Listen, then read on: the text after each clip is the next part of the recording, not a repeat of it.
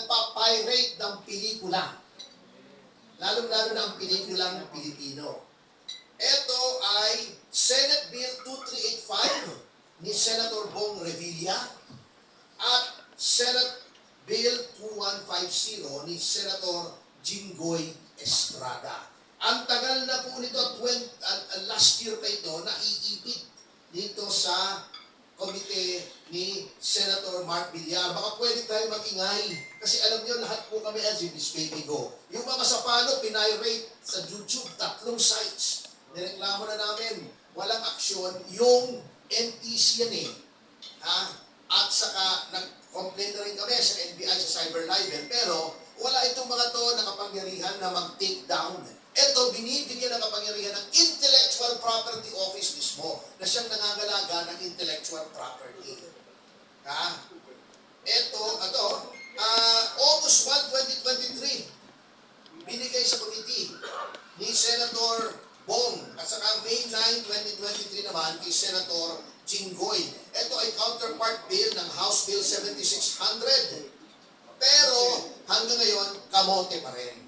So sana mabigyan natin ng kaukulan to. Number 2, singit ko lang ito, yung FDCP natin, Senator, ito irereklamo ko na, although kaibigan natin itong si Direk Joey, alam ko naman wala siyang kinalaman dito. Noong 2022, for the first time, tuwan-tuwa kaming mga producers, bibigyan daw ng subsidy ng FDCP.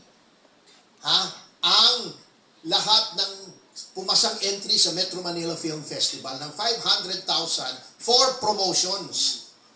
Binigyan kami ng list of requirements, submit kami. Nag-release 300,000.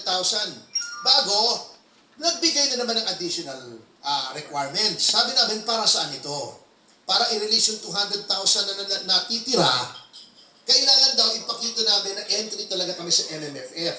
Sabi ko, hello, nanalo na, napalabas na eh. Siguro mga 100 milyong tao alam na entry kami. Kasi pinalabas sa sinihan eh.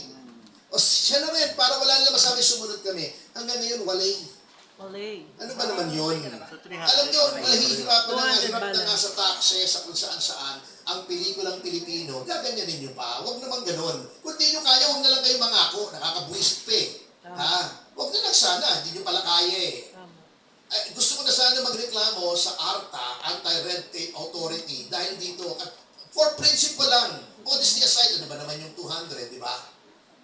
Pero yung prinsipyo huwag na kayong mangako na subsidy kung di nyo naman i-release, na ang dami pang requirements, at dati naman wala. Okay, number 3, merong mga, ayun sinasabi ni Senator, right up the alley, nung sinabi niya, sinong, who will take care of the gaffers, the cameramen, the lightmen, electricians, mga grip, etc.